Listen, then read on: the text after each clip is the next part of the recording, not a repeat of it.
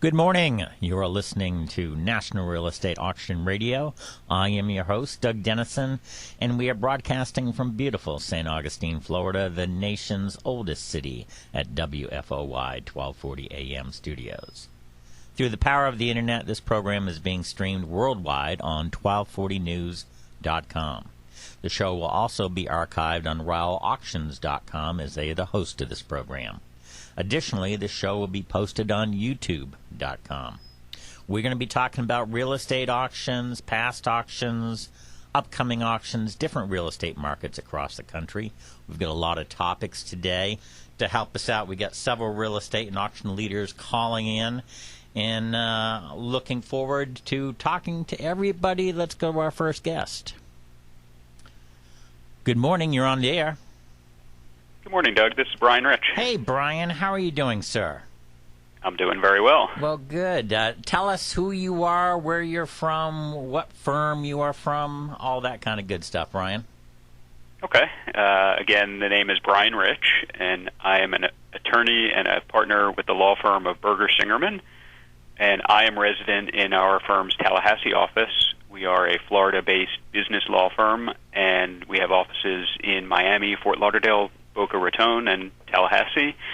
And I am a partner in our firm's business reorganization team, and that means I focus on bankruptcy restructurings, out-of-court restructurings, and that also means for the past several years I've been dealing with a lot of distressed real estate situations. Well, that's why you're on the show, sir. This is an auction show, but I have a question for you, for our listeners. And again, our listeners are made up of the general public, real estate brokers, bankers, bankruptcy attorneys like yourself, real estate media. Tell us, what is restructuring? Because that's a term that not many people understand in the bankruptcy area, in the business area. Sure, and a lot of times when people hear the word bankruptcy, they think a business is closing, going out of business, and being liquidated. Restructuring and restructuring can be done both in the context of a in-court bankruptcy case, or more frequently, out-of-court restructuring is where a borrower or a business that has a loan, oftentimes a secured loan, where the loan is secured by either real estate or other collateral like equipment or accounts receivable, where the borrower cannot meet the terms under the loan, or the loan has matured and the borrower does not have the ability to pay off the loan. You would attempt to restructure or change the terms, modify the terms of that loan agreement so that you could work with the lender to get them paid just on different terms than were in the original loan documents. And that restructure can take many different forms, and oftentimes it would result in a forbearance agreement or a modification agreement, which would be a document that evidences the terms of the restructured obligation. Are lenders more interested in working with debtors at this point, or is this we want everything out, or we want to take the property? What's the deal now? Because it's changed in the past, I'm going to say, 3 years, something like that. It has changed a lot, and really I think the best way to answer that question is there are really two different approaches, and it depends on the situation that the bank is in. For example, if the bank that originally made the loan is still around, yep, because as we know, a lot of banks are no longer around, right, there is typically a desire and an effort on that bank's part to try to work with the borrower to solve what oftentimes is a bad situation. And there is oftentimes a willingness to work with the borrower to restructure the terms of the loan, because in many instances, the banks who have been faced with a significant large number of foreclosures and taking back of real estate and property, the banks, in many instances, in my experience, don't wish to take back more property. They would much prefer to reach an agreement where they can get payments with the prospect of getting paid in full or on modified terms than taking back the property into what's called REO, real estate owned by the bank, because when they then go to try and sell that property, they often can get less than what the borrower may be able to get if they sold it. So that's one area and one option. The other thing that we're seeing is where banks have been taken over under these loss share agreements. Mm-hmm. And a loss share agreement is where the FDIC has come in and shut down a bank and sold the assets of that bank to another bank or another party, mm-hmm. and they operate under a loss share agreement where the FDIC has guaranteed that the acquiring bank won't suffer all the losses for the loans that they're acquiring.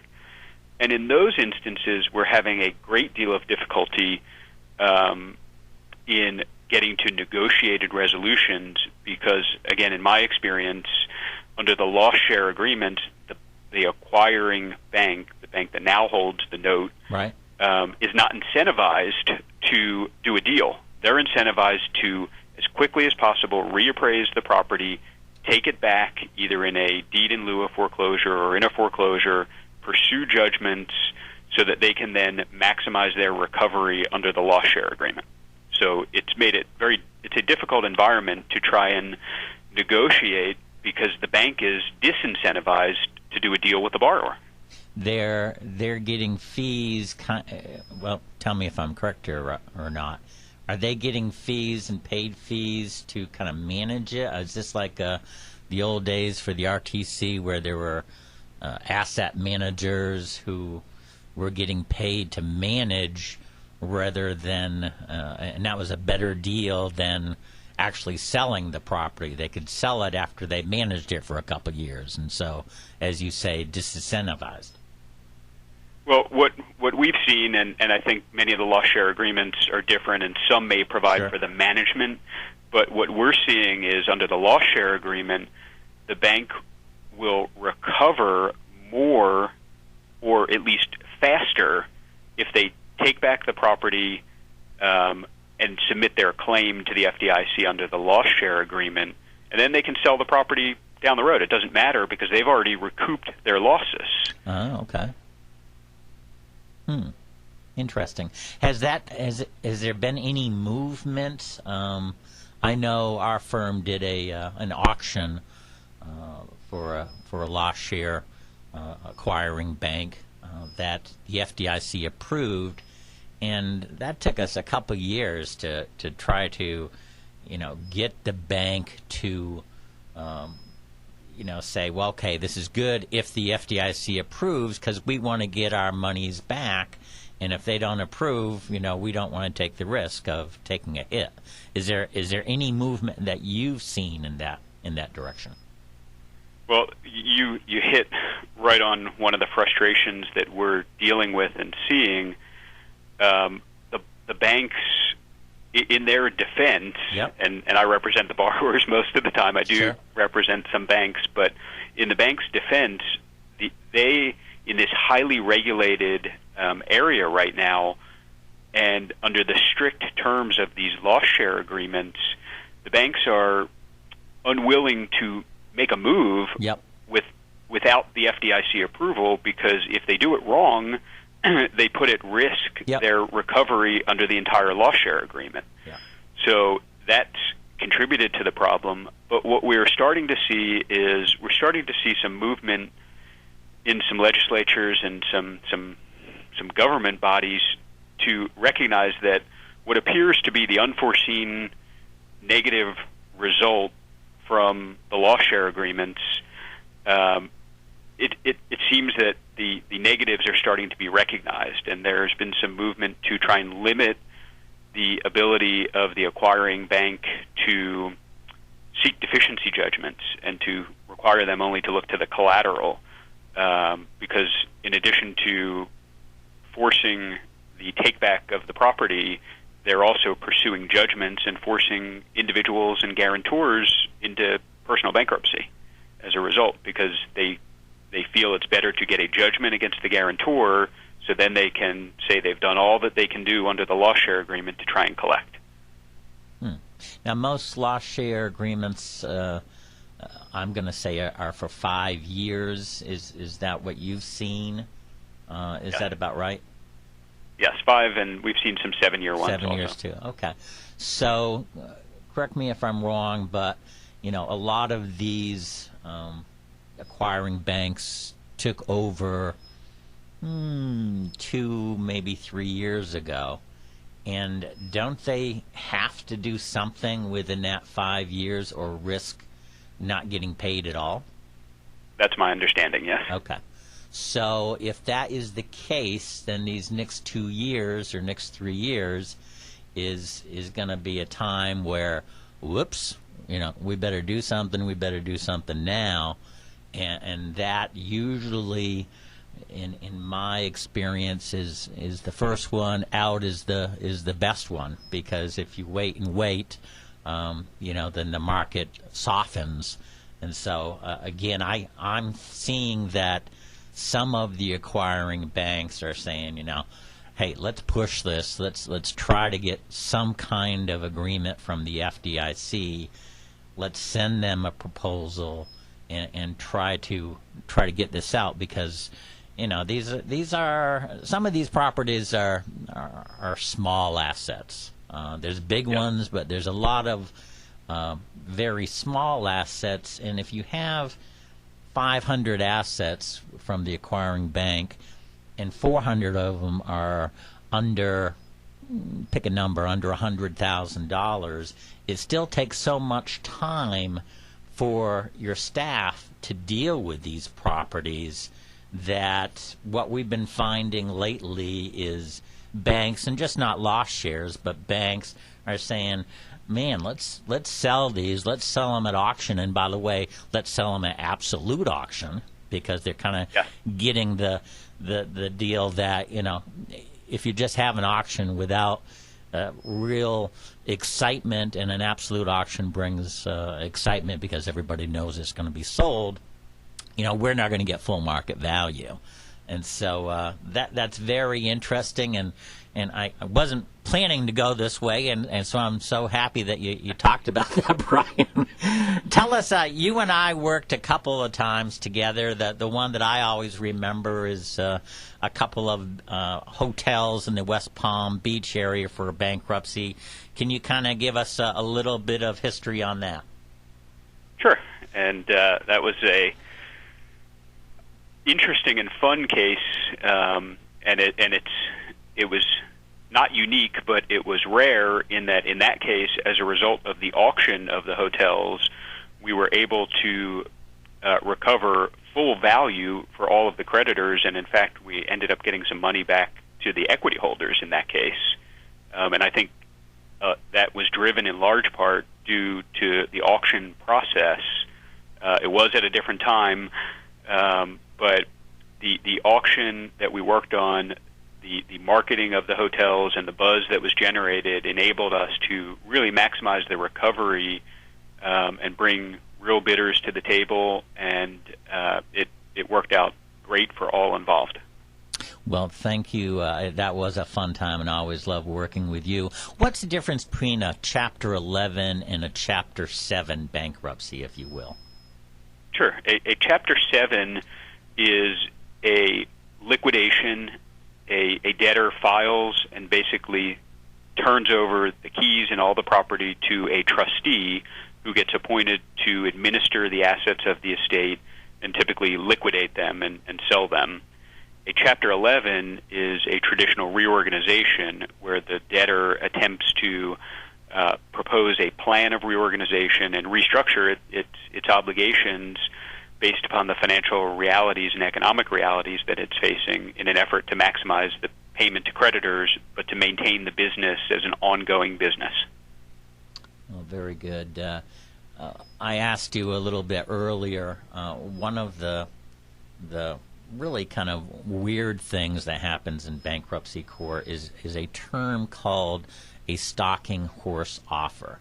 And whenever I say that to people that aren't in the bankruptcy business, and that's usually besides bankruptcy attorneys and bankers, and some even the bankers don't know what it means.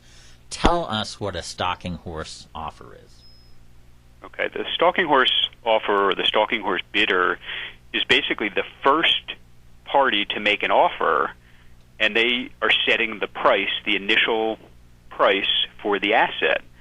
And in consideration for being the first one at the table and the party that's going to get the process started by making an offer, typically the stalking horse bidder gets certain protections, which means that if they are ultimately not the successful bidder, they can recover the costs and fees that they have expended in the auction process, and sometimes they can even get what's called a breakup fee, which is just a fee for bringing extra value to the process. And the best example I can give you is, let's just use rough numbers. There's a piece of property, and the stalking horse bidder offers $1 million for the property. And everyone thinks that the $1 million offer is at least a good offer, but that if we go through the auction process, the price may go higher. The stalking horse bidder is going to spend a lot of time, effort, and money preparing and going forward with the auction. They're going to do their due diligence, and they could spend all of that money and ultimately not be the highest bidder. And the other bidders get the benefit of the price having been set and, in some instances, the due diligence. So the bankruptcy courts have found it appropriate to compensate the stalking horse bidder if they ultimately are not the successful bidder by awarding them this breakup fee. And what we have found is it is oftentimes beneficial to be the stalking horse bidder because you have the most time to do the due diligence and get comfortable with the assets and the property, because once the auction process gets started, the dates are firm. The other bidders have to move very quickly and may not have as much time to do the due diligence that they want to do. The stalking horse bidder has done their diligence. They're ready to go. They're comfortable with their bid. They have the opportunity to participate in the auction and bid, but if they're ultimately not the successful bidder, they can get compensated. Now, so there's a breakout fee, and if they are outbid, they can jump in and bid more, but they would lose that breakout fee. Is that correct? Sometimes yes, sometimes no. Okay. If they participate in the auction and they bid a second bid or a third bid, right, and they ultimately get outbid, they still may be entitled to the breakup fee. Oh, okay. Okay. That's very interesting. We had a successful bankruptcy sale down in Miami that you were not part of, but it was a shopping center about a year ago, maybe a little bit more than a year ago, and the stalking horse offer had a $16 million bid in, which is a contract that they signed. They put $500,000 down, and they were comfortable with their bid, just like you said. And we were brought in to, I was the auction project manager. We were brought in to see if there was more value. And a lot of the times the court and bankers and the bank and the debtors, they don't know what the real value is. They've got appraisals, but until you ask people to bid on the property and competition starts, you really don't know. So what happened is we did it right in the courtroom, which you're familiar with, of course, and we had like 8 bidders, and the stalking horse offer was outbid, but they decided to jump back in. And in this case, knowing that if they jumped back in, that they were not going to get their stalking horse breakout fee, which was $300,000 or whatever it was. And believe it or not, Brian, we had the terms, unfortunately, because no one really knew, the terms said that the bids would be by $25,000 each. And so they just kept on bidding, and 161 bids later, the gavel went down at $21 million, and that the value of a stalking horse. It's kind of a insurance policy for the court, is it not? It is, because it does set the floor, and in the bankruptcy scenario, typically the debtor or the trustee who is conducting or requesting the auction and selling the asset, they're comfortable that if they get at least the price that the stalking horse is offering, yep, there's at least something there for the creditor. So it is an insurance policy. It's like an insurance for the seller, because they know the asset's going to be sold, and it's at a price that's been negotiated and is at least a price that makes sense. Well, it's fascinating, and people who are not into the bankruptcy venue, listen to me and say, stalking horse? What's that? What's that? How do you spell that? Yes. But tell us again how people can reach you, because again, you are the man up in the Tallahassee area for bankruptcies and restructuring and getting great counsel. Berger Singerman is a fine firm throughout the state of Florida. Tell us how people can get a hold of you. I appreciate that, and my direct dial is area code 850-521-6725, and thank you for the opportunity to speak today, and look forward to doing it again in the future. And if anyone does have any questions, I'm happy to respond to them. What's the website, Brian? It is www.bergersingerman.com, and that's BERGERSINGERMAN. Great. And give me your telephone number one more time. It's area code 850-521-6725. Brian, thank you so much. I've been threatening to get over to Tallahassee and drop in and say hi, and I'm going to do that eventually. But thank you on a Friday morning, right before the weekend, to call in. I know you're a busy guy. Thanks, Brian. Hopefully we can get together soon. I look forward to it. Thank you. Take care. Bye. All right. That was Brian Rich. He is a bankruptcy attorney for Berger Singerman. He's in the Tallahassee, Florida area. Berger Singerman is a great law firm with offices throughout Florida. And I want to thank him for coming on. The mission statement for this show is to provide an educational experience for listeners in a promotional format for auctions across the country. And I want to thank Brian Rich for coming on the air. We're going to go to a break in a minute, get some of our advertisers some time to promote their services and wares. And I also want you to know that we're going to be talking about government surplus properties in the next half hour. We've got a call from Washington, D.C. I'm looking forward to really finding out what's happening, what is the update. I have been up there 3 times in the last, I'm going to say, 7 months to find out what's happening with the government surplus properties. So I have my own feelings, but we're going to talk to Washington, D.C. next, and hold on. Okay, we are back. You're listening to National Real Estate Auction Radio. I am your host, Doug Dennison.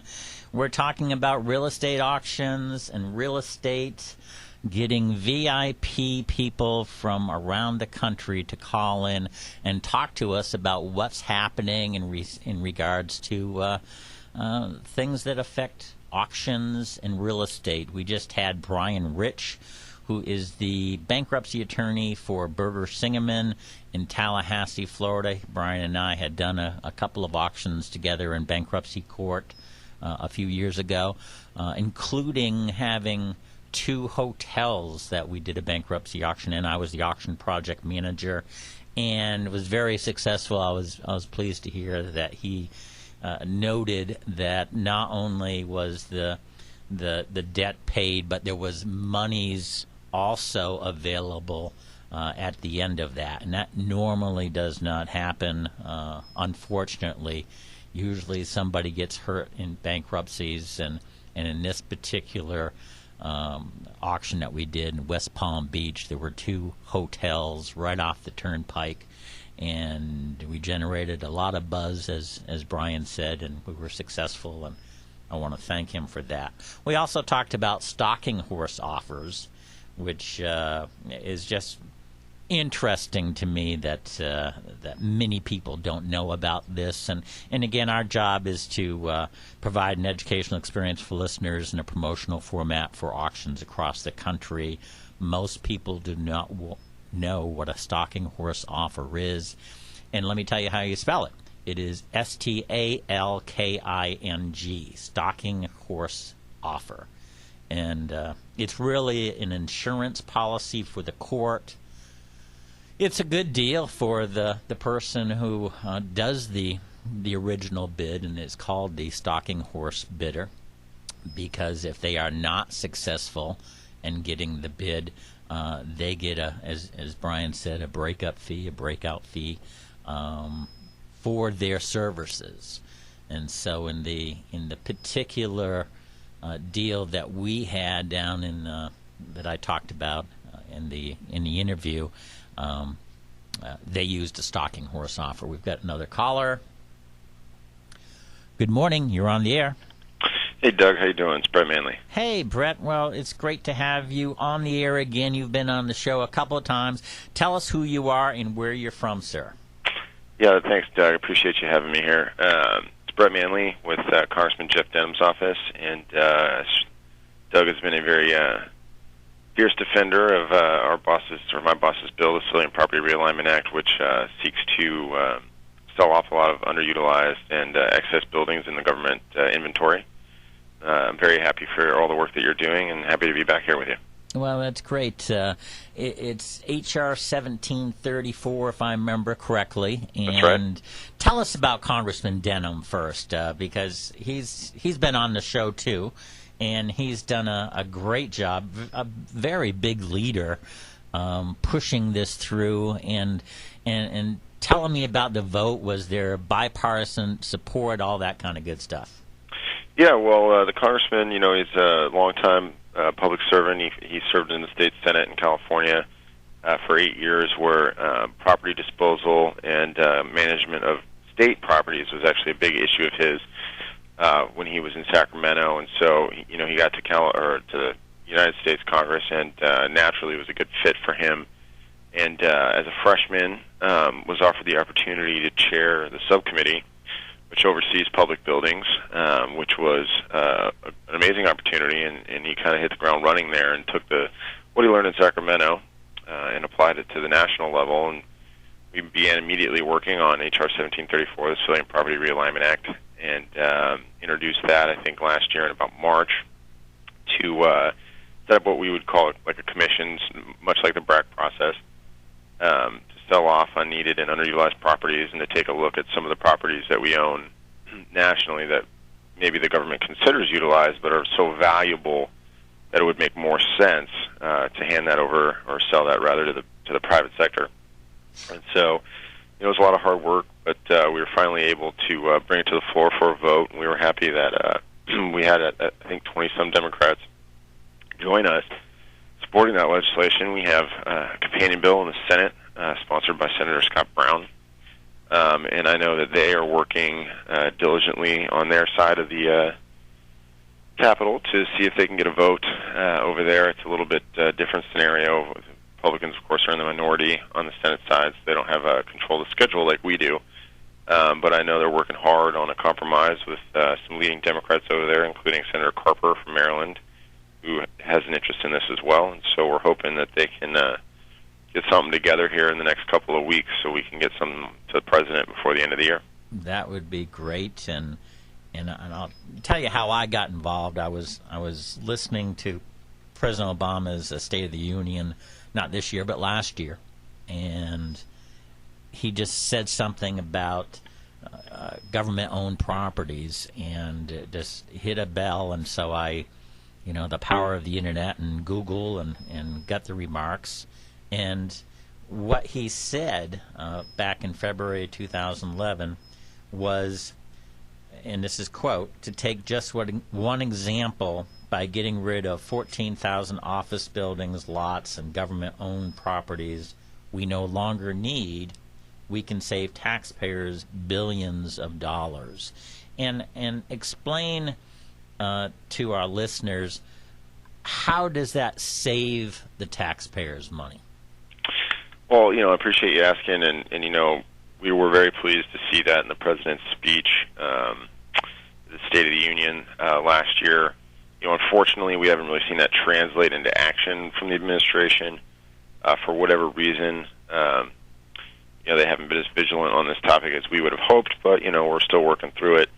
The savings, Doug, really come through two ways. One obviously is a sale. Anytime you sell something, you accumulate that as a profit, whatever it may be. And then really, the long-term savings, which is what really adds up, is the cost avoidance. You're not spending money. A good example, Doug, and I think I've mentioned this before, is down the street here from where I'm sitting, we had the old post office building, which is a historic building. It's got a clock tower. It's very nice. It looks out over the city of D.C., and it's been vacant for more than a decade. And, the taxpayers spend $6 million a year just keeping the place, from falling in on itself. Right.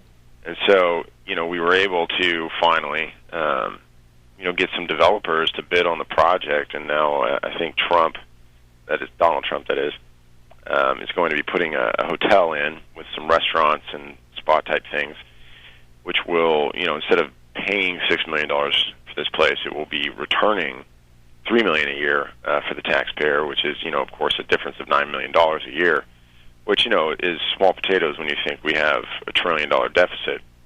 But these kind of things add up. And really it's low-hanging fruit like that. It's just common sense. It's just sitting here, and it's sitting everywhere. I mean, we have something like 14,000 excess property. And excess property, Doug, for your listeners who don't know, is a property that's an official term the federal government uses to describe a building that nobody in the federal government wants. Okay. Right? So they already reach out to everybody and say, do you want this? And everybody says no. Right. Okay. And so we have 14,000 of those, which is an absurd amount. Yep. Now, not all of those are worth much, and a lot of them are in very bad condition. And, yep. They're rural, or they're a warehouse here, or a shed there, or whatever. But the point is that the government hasn't been taking these types of things seriously. And when you look at the 14,000 excess, and then you consider that there's roughly 40-some thousand that are underutilized, and underutilized is kind of a fishy term, and we're not really sure how the government calculates this, how the federal government calculates this, but we know that it typically means there's a building that's occupied or somewhat in use, but not maybe the entire building is not in use or the entire property is not in use. Essentially, you have like a half-filled building. Think of it that way. Right. And so you have, tens of thousands of properties, and then we have ones that they classify as utilized. Okay, so we have a courthouse in New York we know they classify as utilized, but it's empty. And right across the street is another courthouse where all the judges are in. Everybody's in this courthouse, right? And then they have one across the street that's empty. But they classify it as utilized because they want to put people in it, right? But that courthouse is worth tens of millions of dollars. We're having a hearing on Tuesday, as a matter of fact, Doug, at the Georgetown West Heating Plant. It's an empty building. It's been empty for over a decade. Developers are currently bidding $10, $15 million for the rights to that building. It's just sitting there. It's been sitting there for a decade. It's crazy. Well, you're throwing out numbers which, as a taxpayer, I'm kind of appalled, and I know that the other taxpayers out there do not know this, and that is when we talk about that post office, and that it hasn't been used for a decade, so that's 10 years, and that it costs our government, which is us, the taxpayers, $6 million a year just for upkeep, and that's a variety of things, and that's security and maintenance and all kinds of things, but that's $60 million that we just threw away. And so I am just so proud of you and Congressman Denham putting a charge into this government energy and trying to do something about this. last time I was there, and thank you for your time. I enjoyed seeing you again. I went to Congressman Micah's office, and Congressman Micah has written a report and analysis of sitting on our assets, the federal government's misuse of taxpayer-owned assets, and it's a group of several congressmen. And I know you're very involved in it, and we talked about it, but it talks about many of these properties that are just like the post office, and that different areas across the country, in some respects, are even we're spending even more than $6 million a year to keep them up. It just means a terrible thing for taxpayers when we know that we're not utilizing the properties. We know that we could sell them. We know that right now there's no tax base coming in because it's the government. If they were sold to private sector, then all of a sudden the municipalities, which needs help too, can start getting monies coming in, and it's also a redevelopment type of project, because if you have a property that is not being used, Brett, and you know this, I'm preaching to the choir, but when you have a property that's not being used, it does affect the other properties adjacent to it. It is sometimes it can be an eyesore. Sometimes, obviously, there's no traffic going in and out. There's no goods and services being done. On the other hand, if it's sold to the private sector, if all of a sudden we get monies to go into the budget, and God knows we need some help on the budget, now there's somebody, a private sector person, who's taking energies and utilizing those energies to make that property work, which affects all the other outlying areas. They're going to be hiring people. They're going to be getting goods and services. They're going to be hiring contractors. They're going to be hiring employees. What a wonderful thing to do, instead of just watching that property just sit in and deteriorate. Yeah, no, you're right. And, when you add these things up, I don't know if it's in that report. I haven't looked at it in a while. But when you add these things up, it's a staggering amount of money. And the General Accounting Office, or Accountability Office, which is our kind of official scorekeeper here, and our what you would consider to be our the federal government's ombudsman, so to speak, has listed property disposal as high risk, what they classify as high risk activity, in the sense that this is something that federal government does poorly and has been doing poorly for quite some time. And they estimate that over $1 billion a year is wasted on property that we don't need. Wow. $1 billion. And, you think about that, $1 billion, and over a decade, of course, $10 billion and so on and so forth. Yep. But if the federal government is wasting $1 billion on this, what else are they wasting it on? Yep. We're going down to Miami in the first week of August, or second week of August perhaps, to have a hearing down there, because there's a courthouse in Miami. It's empty. Yep. There's no people in it. You can't even call the courthouse. We pay a security guard to basically walk around the building. The federal government does, to make sure that nobody breaks in, and homeless people don't sleep there and things like that. But right across from it is a brand new taxpayer-funded courthouse, right across the street from an empty courthouse. I don't see the need to build a new building across from one we already had and then abandon it, but that's what we've done. And this happens everywhere. Minnesota, New York, California, Idaho, what have you, everywhere. And so, our thing is we need to take a serious look at this, because clearly the federal government, specifically the Office of Management and Budget, isn't doing it. And so, we have to get a group of people together and say, well, we're going to take this away from you now. This is no longer your responsibility. We're going to do it, and we're going to get it done, and we're going to get it done quickly. So that's what we're trying to do, and I think we've made a lot of progress, and it wouldn't be possible without the support of industry stakeholders, people like yourself, Doug, who are in the industry and engaged on these issues and understand the problem. It's hard, I think, from our perspective, for a lot of people to understand, the problem, because it's not like federal buildings are marked federal building. Right. Right. A lot of times you drive by, you don't even know. Yep. And it's just sitting there. You're like, what is this building? Not realizing that your tax dollars are paying for the weeds that you're seeing in the parking lot.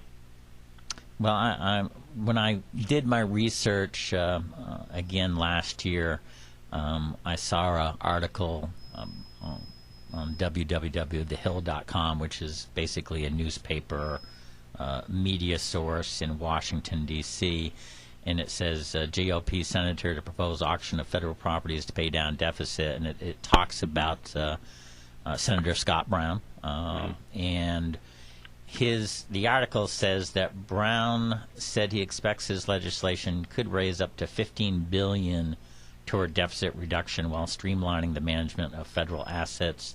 There is a tremendous amount of surplus property. Brown said we could save over $15 billion. That's real money. We've been converting underutilized real estate into reductions into the federal. We'd be converting underutilized real estate into reductions into the federal deficit. Then it talks about the bill will be co-sponsored by Representative Jeff Dunham from California, and could be included as one of the yet-to-be-determined deficit-cutting measures in next year's budget. Well, we're here. It's next year, and so I'm glad that Senator Brown is still working on this. I'm glad that Senator Carper is working on this. I guess as a taxpayer, I don't care who gets the credit for it, but it's just common sense. I think that we as taxpayers have to say, hey, if it was my property and I haven't been using it for a couple years, I'm smart enough to know that I need to sell it and to stop paying. And again, I've heard from you, and I've heard from a lot of the congressmen. Congressman Long was on, Congressman Denham, Congressman Duncan. It's different when it's not your money; it's the taxpayers' money, and that's why we elect great people like Congressman Denham to push this forward. So I'm thrilled that you are there. I'm thrilled that Congressman Denham has really done a great job in promoting the fact that these properties exist, and then got it through the House in a format where Democrats were also voting yes on it. So I'm hoping we can do something with the Senate. And I also like your idea, because I think this is your plan, and this is what you did when you went to the post office and had a hearing.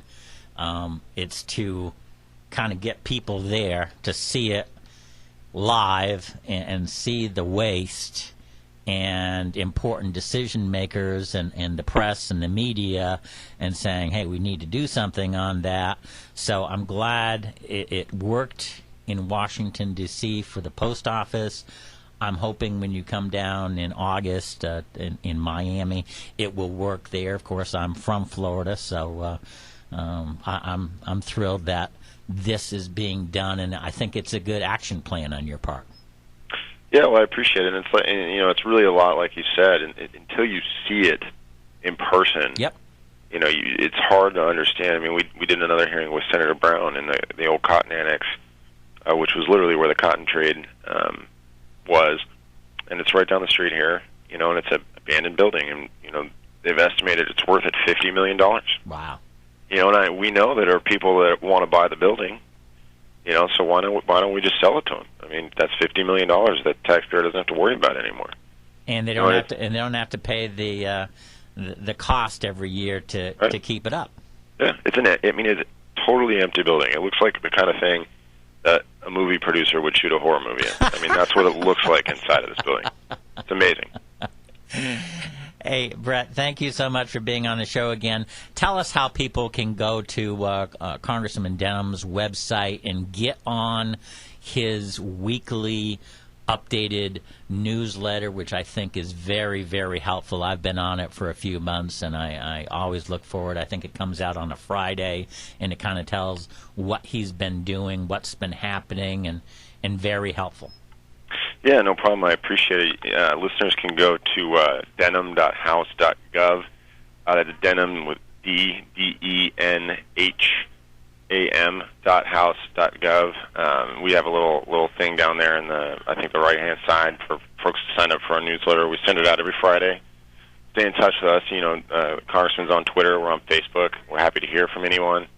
Anytime you like, just shoot us a note, however you prefer, or you can give us a call here in the office and let us know your thoughts on things, 202-225-4540. But, we're happy to have you out there fighting the good fight, and I appreciate you having me on and spreading the good word for us. And, again, if folks want to stay in touch with the Congressman's efforts on this, it's Denham, denham.house.gov. And, as always, I really appreciate it. Hey, Brett, have a great weekend. Thank you. You too. Bye-bye now. Bye. All right, let's go for a quick break. MarkNet Alliance is a national, membership-based network of 41 auction companies. Our companies are successful auction professionals with proven track records and thriving businesses. The MarkNet companies have a staff of over 540 employees who are working hard every day to meet the goals of their clients during our ever-changing economy. MarkNet companies are able to achieve these goals through cutting-edge technologies and ever-growing investor pools. To view the hundreds of auctions currently being conducted, or for more information, visit marknetalliance.com. Okay, we're back. Got a new caller.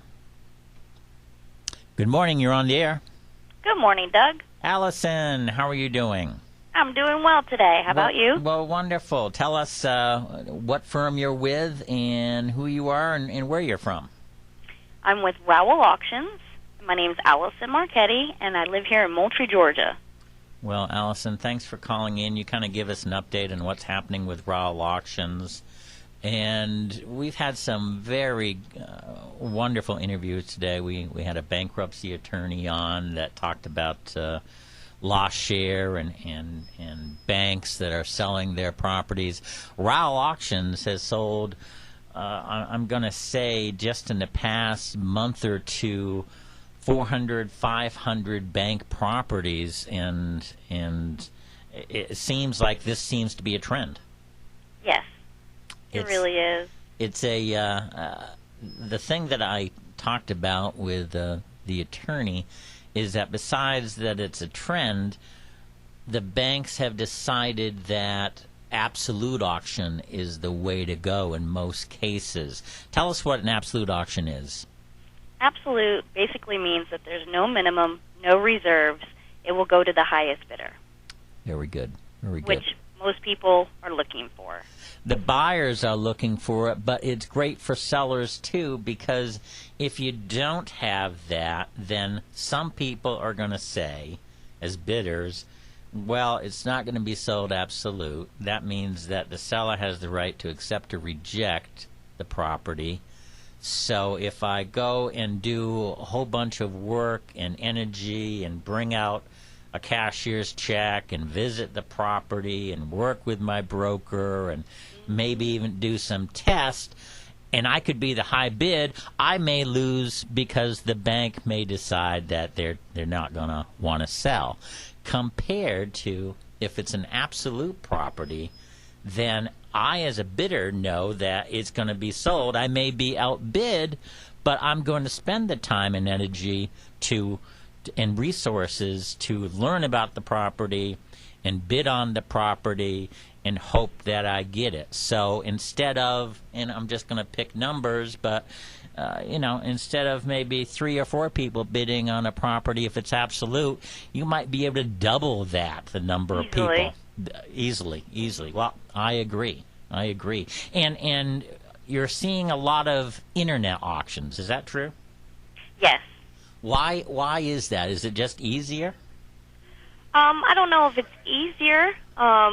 Definitely more accessible. Okay. The way people are with technology today. And everybody's so busy. They can't get to the ballroom auction all the time. And so they can bid right at home with their sandals on and their T-shirt on, and it's a wonderful thing.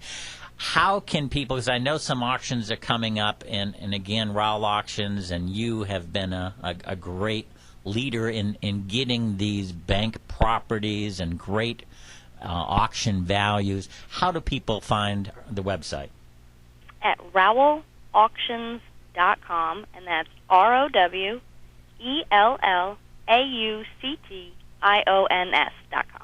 Very good. Now, if I wanted to call you because, I'm wondering how to bid and whatever, is there a number that we can reach out? 800-323-8388. Very good. Hey, Allison, thank you so much for calling in. You have a great weekend, and I appreciate the wonderful job you do. You too, Doug. Take Bye-bye. care. All right. Wonderful show. I thank everybody for listening. I thank our guest, and I appreciate it. We'll be back next Friday.